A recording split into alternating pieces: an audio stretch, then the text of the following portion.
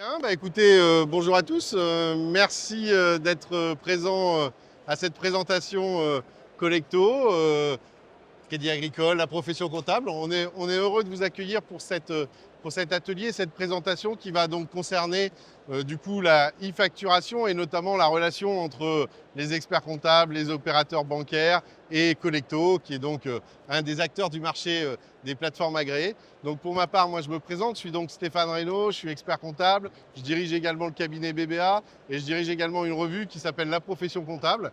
Et on est très heureux d'avoir coécrit avec Collecto donc un petit livre blanc sur l'arrivée de la e-facturation et l'impact et le rôle en fait des plateformes. Donc avec moi aujourd'hui, on va commencer par Néla. Néla, je te laisse peut-être te présenter. Bonjour à tous. Alors je suis Neila Choukri, directrice générale de Collecto, qui est une filiale du Crédit Agricole. Et j'en parlerai après, mais c'est une filiale à vocation tripartite, comme l'assistance ici. De mon côté, je suis Maxime Duparc, le directeur du marché des entrepreneurs.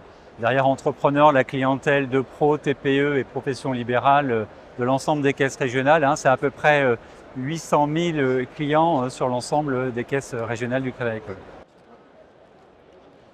Alors ensemble, on va parler en fait de l'évolution du coup de la profession d'expert comptable et de l'arrivée évidemment de la facture électronique et comment ce marché évolue et comment les relations partenariales peuvent se créer entre différents acteurs de ce marché. L'évolution du métier d'expert comptable. Pour faire très très simple, depuis 25 ans que moi j'anime, je dirais, le marché de l'expertise comptable, on voit évidemment que la profession comptable a connu une évolution significative. Et cette évolution significative, elle va s'accélérer dans les mois et dans les semaines qui viennent avec l'arrivée de la facturation électronique. Pourquoi on a une évolution aujourd'hui? Tout simplement parce qu'on est passé en fait d'un métier qui à l'origine est un métier de transcription comptable et donc d'inscription de chiffres et de traduction de mouvements comptables, progressivement à un métier qui est devenu de plus en plus de formalisme, d'obligations légales, de respect, je dirais, du formalisme pour les entreprises. Et puis en même temps, on a connu depuis une dizaine d'années une vague de digitalisation. Mais là, véritablement, le moment va être complètement différent, puisque on a appelé le livre blanc d'ailleurs le moment facture électronique, parce qu'à un moment donné, en quelques mois, on va voir arriver du coup une nouvelle relation entre l'expert comptable et ses clients, entre l'expert comptable et les plateformes agréées, et donc les opérateurs technologiques. Et cette transformation du métier, elle va être véritablement importante, et il faut vraiment comprendre qu'il faut se saisir de ce moment-là pour justement réinventer avec ses clients une nouvelle relation. Demain, l'expert comptable, on le voit dans tous les pays où la facture électronique a été mise en place. Nous, à la profession comptable, on a fait depuis quelques années pas mal d'études sur, en effet, l'évolution des professions comptables dans le monde. Et on voit que dans tous les pays du monde où la facture électronique est arrivée, la relation entre le cabinet d'expertise comptable, les partenaires technologiques et du coup le client ont évolué pour avoir du coup des synergies qui apportent en fait de nouveaux services. Et notamment, demain, on sait que le métier d'expert comptable, il sera beaucoup plus dans l'accompagnement stratégique, dans la manière dont on peut finalement piloter les entreprises en temps réel. On va passer d'un monde où l'expert comptable était en fait un opérateur de traduction des opérations du passé à un monde où il sera orchestrateur de flux et chargé de prédire l'avenir à l'aide des outils technologiques et à l'aide évidemment de l'information comptable. Alors cette évolution, elle se fait tout simplement dans les mois qui viennent avec l'arrivée du coup de la facture électronique, puisqu'on va avoir avec les plateformes agréées et avec les logiciels de facturation, et je rappelle qu'il y a aujourd'hui un sous-équipement massif en France de logiciels de facturation pour nos clients. Quand on fait des analyses, nous, en tant que consultants auprès des cabinets d'expertise comptable, on voit que souvent entre 55 et 65% des clients n'ont pas encore de logiciels de facturation compatibles, de logiciels qui vont pouvoir faire de la facture électronique.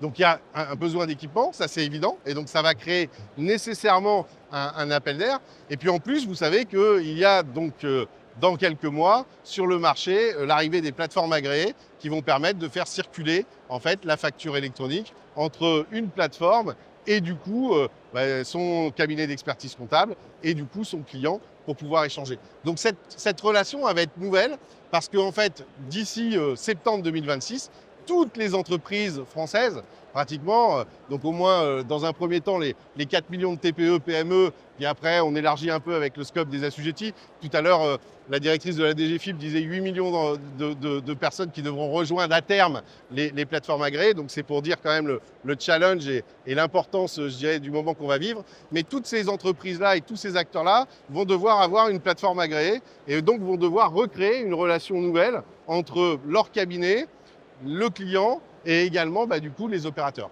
Et c'est là que c'est intéressant parce qu'on va être dans un moment où en fait on va avoir à la fois des acteurs technologiques, des acteurs du monde bancaire et des acteurs du monde de l'expertise comptable avec les cabinets. Et donc il nous a paru vraiment intéressant d'échanger sur finalement la manière dont on pouvait imaginer cette relation tripartite et comment ça pouvait s'organiser au mieux. Donc je vais laisser Maxime peut-être expliquer en quoi la vision du Crédit Agricole sur la démarche de cette transformation radicale de l'économie française et de la digitalisation des TPE-PME est importante. Je te laisse, Maxime, présenter ta vision. Merci beaucoup Stéphane. Alors plus que le Crédit Agricole, moi je voudrais témoigner aujourd'hui tout simplement en tant que banquier. Et je crois que c'est un peu aussi l'objet de notre échange, de bien comprendre en fait ce qui nous rapproche dans nos métiers qui finalement, je crois, ont beaucoup de points communs.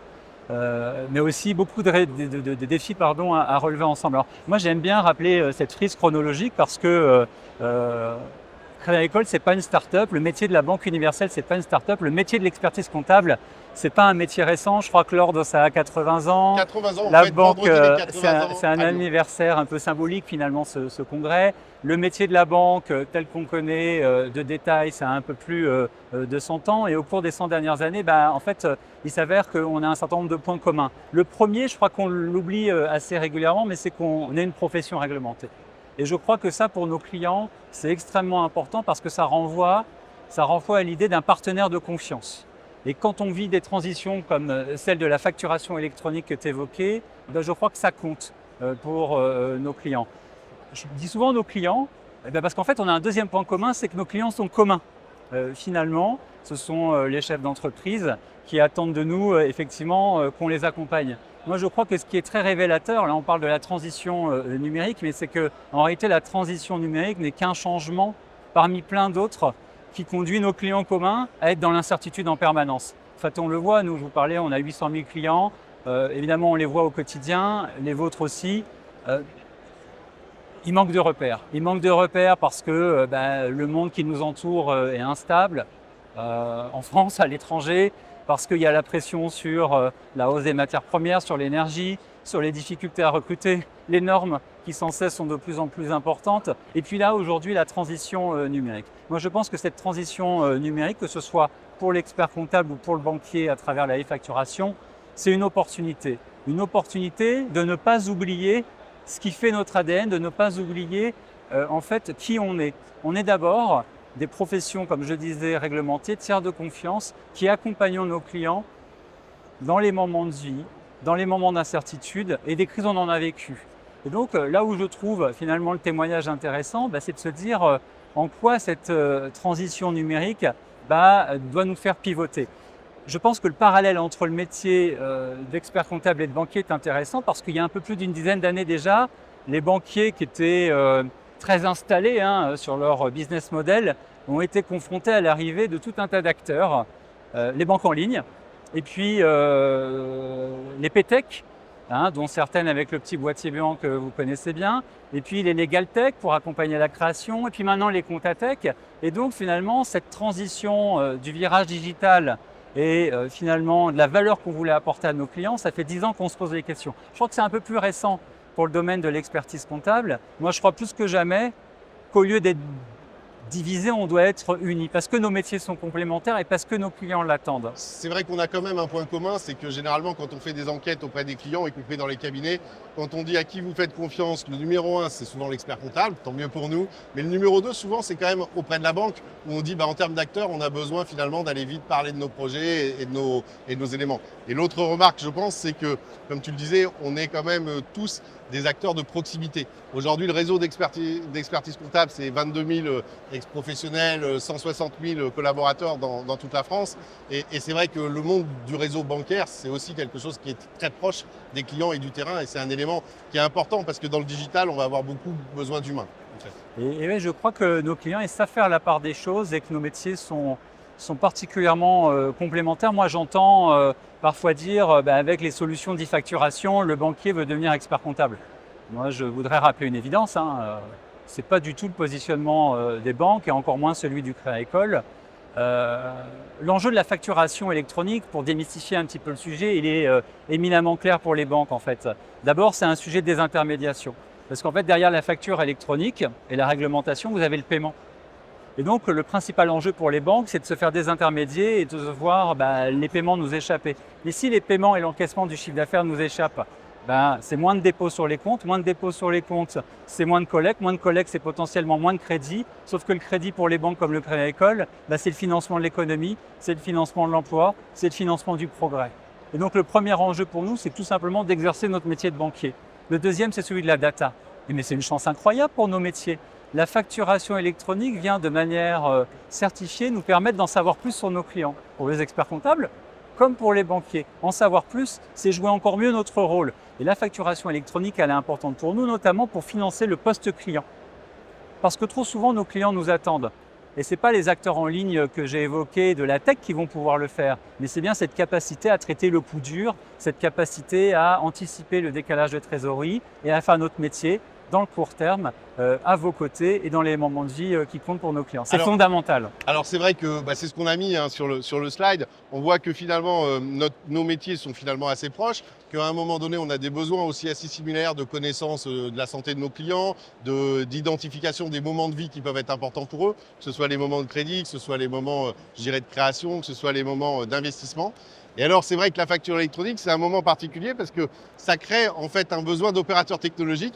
Et c'est là qu'arrive Nela avec en effet, je pense, l'arrivée de la facture électronique et la vision Collecto, puisque du coup, chez Collecto, c'est votre métier et tu diriges en fait Collecto et tu es la fondatrice. Et dis-nous comment tu vas nous simplifier notre quotidien.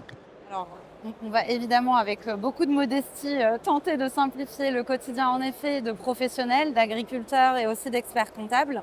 C'est là qu'est né en fait Collecto. C'est dans ce moment-là, avec un constat, et Maxime le disait très bien, il y a un équilibre structurel entre la banque et l'expert comptable à maintenir. Et dans ce cadre-là, on s'est dit il fallait une solution qui allie la conformité, la sécurité d'une banque et également l'agilité, l'innovation d'une start-up pour écouter les besoins clients, apporter une interface adaptée aux personnes peu matures digitalement et également matures, donc pour les différents stades de maturité, mais qui puissent échanger et créer un pont entre le client et l'expert comptable dans un premier temps. Dans un deuxième temps, c'est avec l'État, à travers le statut de plateforme agréée sous réserve à date, et définitive à l'issue de l'audit, probablement fin d'année. Et également, dans un troisième temps, faire le pont avec la banque. Parce qu'un professionnel, il va avoir son projet, il va se faire conseiller avec l'expert comptable, il va avoir également son projet de financement, il va devoir avoir l'appui d'une banque. Et c'est grâce aux 2 tiers de confiance qu'il va pouvoir justement grandir et faire face à toutes les transformations qu'il connaîtra. Et donc Collecto a vraiment vocation à se placer en pont entre les 2 tiers de confiance au service d'une expérience client améliorée et simplifiée. Alors c'est vrai qu'aujourd'hui, Collecto, c'est quand même une structure, tu l'as dit, qui est là pour les TPE, PME, ouais. et vous êtes là depuis déjà quelques années en fait, sur le marché. Oui, et alors quand forcément vous servez des clients qui sont issus d'une banque universelle, conjointement avec des partenariats historiques, avec des experts comptables, vous vous rendez compte forcément que le tissu économique est divers. Le quotidien de chaque TPE et PME est quand même très différent entre une boulangère, entre un agriculteur qui aura besoin d'autofacturation, une boulangère qui aura besoin de contrôler l'engagement de ses dépenses, ou encore un artisan qui devra facturer. Les besoins sont tellement multiples qu'on a voulu construire une plateforme modulaire en fait et qui permettait d'être flexible en fonction des besoins clients. Et donc on a une expérience qui permet aujourd'hui de pouvoir détecter avec le numéro NAF, évidemment, en fonction du secteur d'activité, de pouvoir apporter une expérience adaptée. Donc c'est un peu, je dirais, l'universel personnalisable. Et donc on a été poussé, je dirais, à œuvrer dans l'innovation dans ce sens-là grâce au périmètre des clients des caisses régionales. Et on continue dans cet esprit-là avec une volonté qui est vraiment d'aider les TPE-PME à simplifier le quotidien, tout en aidant les cabinets à être en capacité d'être plus productifs, à simplifier aussi la collecte, la récolte d'informations et le traitement en étant intégrés à plusieurs outils comptables que le cabinet utilise déjà et également en s'intégrant à d'autres en fonction évidemment des besoins. Parce que c'est vrai que ce qu'on peut dire quand même, c'est qu'en effet, une plateforme comme la vôtre, elle est vraiment à un moment donné centrale parce qu'elle va permettre finalement à la fois de bénéficier de la sécurisation de tout ce que... Enfin moi c'est ce que je dis souvent quand je parle d'une plateforme comme la vôtre, c'est que vous avez du coup les meilleurs standards du monde bancaire puisqu'à un moment donné il faut être capable d'être en relation avec des opérateurs bancaires et on sait qu'aujourd'hui même si les plateformes agréées doivent avoir un certain niveau de sécurité requis par l'État. C'est vrai qu'à un moment donné, le côté acquis aussi de la relation financière et bancaire est évidemment très fort. Et puis la deuxième idée aussi, c'est que du coup, vous êtes un peu agnostique comptablement, vous n'êtes pas lié à une solution comptable et que l'idée derrière, c'est de pouvoir connecter une plateforme comme la vôtre à n'importe quel type d'outil comptable, ce qui permet à la fois d'avoir la souplesse du côté du client et en même temps du côté du cabinet. Complètement, et surtout de respecter l'intégrité aussi du client. C'est-à-dire que le client a la possibilité aussi de choisir en ayant ou l'interface client qui lui correspond de Collecto associée à la plateforme agréée de son expert comptable ou alors d'avoir le tout en un avec la plateforme agréée Collecto. Parce qu'il est important et nous on se bat un petit peu au quotidien sur le terrain pour éviter les pratiques abusives, les pratiques agressives qu'il peut y avoir, alors heureusement pas par la majorité, mais l'idée c'est vraiment d'avoir un peu je dirais cette intégrité de tiers de confiance qu'on a aussi bien niveau expert comptable et niveau banque, avec une vision, je dirais, long terme, de pouvoir, comme je vous le disais, créer le pont entre la banque et l'expert comptable en intégrant potentiellement aussi des accessibilités demain sur la détection en fait, du moment propice du besoin de trésorerie, intégrer l'expert comptable sur la capacité de pouvoir aider son client à gérer un plan de trésor qui passera dans les mains d'un conseiller pour un financement demain. Et c'est finalement une relation qui perdure depuis des décennies, sur laquelle on va essayer d'apporter de la simplicité pour qu'elle soit plus fluide. Non pas que l'un vienne remplacer l'autre, mais un équilibre avec plus de fluidité. Alors c'est vrai que dans tous les pays où on voit la facture électronique arriver, on voit en fait que le métier d'expert comptable est en effet poussé, comme je le disais tout à l'heure, vers plus de pilotage et également plus de réactivité. Donc l'idée aussi quand tu dis ça simplifie l'accès au mode de financement, ça simplifie également peut-être parfois l'accès au mode d'investissement de l'entreprise. Pourquoi ? Parce qu'en fait, par la centralisation de l'information qu'on peut avoir, on va gagner du temps et on va tout de suite pousser de l'information utile aux clients. C'est vrai que moi je suis marqué par, dans le panorama mondial des acteurs de la technologie en lien avec la facture électronique, par le fait que bien souvent, c'est vraiment un avantage concurrentiel de pouvoir délivrer très vite, en temps réel, de l'information. Et là, c'est vraiment au cœur du sujet. Donc on le voit, il y a vraiment une relation nouvelle qu'il va falloir, je dirais, créer entre le cabinet, l'expert comptable, les partenaires technologiques, les partenaires de financement. On est vraiment à un moment particulier parce que cette relation, il faut être capable de la construire et puis en même temps, il faut être capable de l'animer au quotidien. C'est aussi pour ça que moi je dis souvent, on est dans un congrès d'experts comptables où il y a beaucoup de partenaires technologiques. C'est vrai que ce qu'il faut se rendre compte aussi, c'est que le client, on peut aussi lui donner entre guillemets la main pour qu'il choisisse l'outil qui lui convient bien. On peut aussi le driver pour essayer de se simplifier d'une certaine manière la relation par la suite et essayer justement de forcer un peu cette évolution et cette promesse. La promesse du digital, dans toutes les études que l'on fait, nous, à la profession comptable, pour le client, c'est normalement plus de simplicité. Donc, c'est ce qu'il veut chercher avec une solution comme la vôtre. Du côté de Maxime, toi, tu vois comment, en fait, cette hybridation entre la relation expert comptable, plateforme technologique, et puis finalement, moi, je dis souvent, la force du Crédit Agricole, pour être aussi client Crédit Agricole, pour être clair, c'est la proximité du terrain sur le terrain dans les agences. Comment vous allez conjuguer digital et proximité, en fait ? Je pense que pour répondre à ça, il faut parler du client. En fait, qu'est-ce qu'attendent de nous nos clients? Et je crois que c'est ça qui conditionne en fait notre survie dans le temps et c'est ce qu'on a toujours fait de manière extrêmement collaborative. Et donc, je pense que pour répondre aux attentes de nos clients, elles sont simples, hein, dans ce monde incertain que j'évoquais. C'est la sécurité.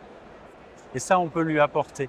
Donc, quand les données sont hébergées en France dans une solution comme celle-là, et qu'en plus, elles sont communiquées en proximité entre deux experts locaux qui connaissent leurs clients et qui connaissent leur territoire, et ben ça a de la valeur, plus que n'importe quel tech au monde. Ça, c'est le premier sujet. Le deuxième, eh bien, c'est le temps gagné. Parce que nos clients, ils ont un point commun, c'est qu'ils sont extrêmement experts de leurs activités, mais alors la compta et la finance, c'est pas du tout leur tasse de thé. Notre boulot à nous, et je pense qu'on a un objectif commun, c'est de leur faire gagner du temps. Donc le digital, demain, non seulement ça fait gagner du temps à nos clients, mais peut-être aussi ça nous fait gagner du temps et ça nous fait gagner en efficacité. Et l'efficacité qu'on gagne, eh ben, on la remet au service du conseil. Donc je pense que quand on pense sécurité, client, conseil, je pense qu'on a le trio gagnant face à ces évolutions-là. Et ça, c'est à la fois logique et en même temps, c'est indispensable de ne pas l'oublier parce que ces transformations majeures, parfois, elles peuvent nous pousser à prendre des directions qui ne sont pas celles-là. Donc, pour terminer le propos, je pense qu'il ne faut jamais renoncer à notre ADN.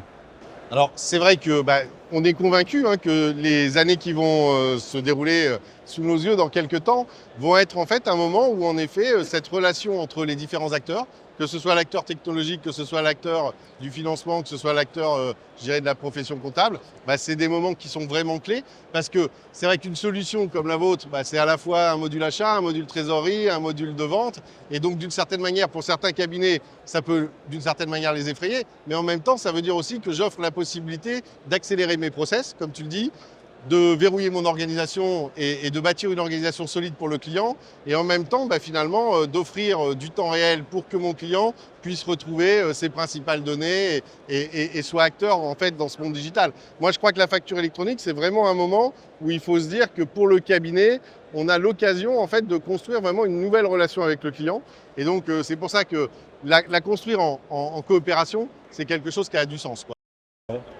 Je voyais un client que j'ai visité, c'était une cliente boulangère la semaine dernière sur le terrain et elle me dit oh, putain, j'ai gagné un temps fort fantastique parce qu'avant, le mardi après-midi, eh bien, je prenais mes classeurs et je faisais mes rapprochements en stabilo entre mon relevé de compte et ma facture. Et mon expert comptable, en fait, il m'appelait toutes les semaines, il me relançait. Il n'était pas content, ça allait pas assez vite parce qu'on ne respectait pas le timing pour payer la TVA et l'URSSAF. Elle m'a dit avec des outils comme ça, en fait, j'ai appuyé sur le bouton.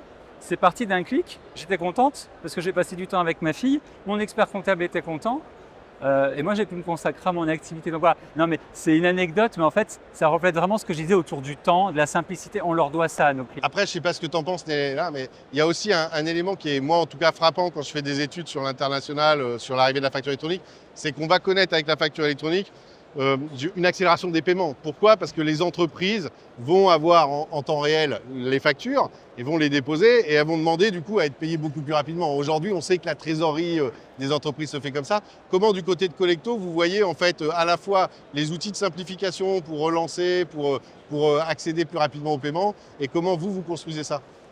Théoriquement, en effet, la facture électronique est censée accélérer les encaissements parce qu'on a les deux contreparties et donc il y a évidemment la vue sur les retards de paiement qui seront plus motivés par la partie qui doit payer pour payer à temps. Maintenant, il y a un enjeu et on en parle souvent parce qu'on fait partie de la communauté relais de Bercy. Il y a un enjeu sur les refus de la facture. Parce que la problématique qui se pose, c'est quand vous refusez une facture en termes d'encaissement, ça refait un aller-retour. Et donc, il peut y avoir des dérives, probablement, pour justement retarder ce paiement-là. Donc, côté Collecto, justement, on œuvre pour avoir une boîte de messagerie qui permette de prévalider les échanges concernant la validation de la facture, un peu comme ce système de facture pro forma, pour éviter d'avoir des dérives de refus de facture qui derrière pourraient avoir un cycle qui retarderait plutôt que d'accélérer. Mais mis à part cette dérive, c'est vrai que la partie trésorerie, en principe, on est censé quand même améliorer la partie encaissement. Sur les paiements, je rappelle que plus de 60% des flux de paiement partent d'une facture. Donc la convergence entre le bancaire et la partie, je dirais, gestion et facturation, elle est présente depuis tout temps. Et d'ailleurs, on a l'e-reporting qui va arriver, qui va demander un e-reporting de toutes les transactions, qu'elles soient domestiques ou non, des différentes banques. Et c'est pour ça aussi que sur Collecto, on a la centralisation des différentes banques parce qu'on se prépare à la production du e-reporting à transmettre à l'expert comptable. Ça, c'est super important parce qu'un des enjeux qu'on va avoir, en effet, c'est d'avoir une vision globale de la situation de nos clients à un instant T avec à la fois le e-reporting, le e-invoicing et donc la capacité à se projeter un peu dans l'avenir parce que du coup, l'intérêt de la facture électronique, c'est aussi ça, c'est pouvoir se projeter dans le pilotage de trésorerie de manière beaucoup plus simple. Et c'est vrai que ce que tu dis quand tu dis la récupération, c'est vraiment un enjeu majeur. Donc on le voit, on a quand même vraiment du coup des enjeux qui sont forts. Dans les TPE, l'idée, c'est aussi, comme tu le disais, de récupérer du temps. Moi, je dis souvent à mes clients, l'ambition, c'est qu'avec la facture électronique, vous vous concentriez sur votre métier. Comme tu disais, passer du temps à faire des factures quand tu es plombier ou climatiseur et que tu dois faire en fait tes factures le week-end, le samedi ou le dimanche, c'était entre guillemets dans le passé. Aujourd'hui, on voit bien que les chefs d'entreprise, ils veulent avoir du temps disponible. La promesse de la facturation électronique, c'est en effet d'avoir assez rapidement du temps gagné et vraiment les outils digitaux sont là pour aider et on a tous intérêt en fait à travailler en commun sur cette approche. Peut-être pour arriver un peu à la conclusion et arriver, je dirais, à la fin de notre intervention, vous voyez que en fait vraiment, je pense que les 2 ans qui viennent sont 2 années où le marché de l'expertise comptable, mais surtout le marché des entreprises en termes de fonctionnement administratif est vraiment à réinventer. Alors moi, je suis là en tant qu'expert comptable, donc en tant qu'expert comptable, j'ai l'habitude de dire à nous, experts comptables, d'être orchestrateurs de flux, de choisir les bons outils, de mettre en place les bonnes solutions. Il est évident qu'on aura des clients qui seront aussi multiples plateformes agréées, parce qu'ils auront fait des choix dans notre cabinet, parfois en fonction des cabinets où ils étaient avant ou quand on récupère des clients. Ça veut dire que de toute manière, les outils comme Collecto, il faut les connaître, il faut les maîtriser, parce qu'ils vont arriver de par le biais aussi, j'imagine, des conseillers Crédit Agricole. Enfin, je crois que vous avez aussi une action, vous, moteur, pour aider à transformer l'économie. Oui, parce que c'est nos clients qui le demandent.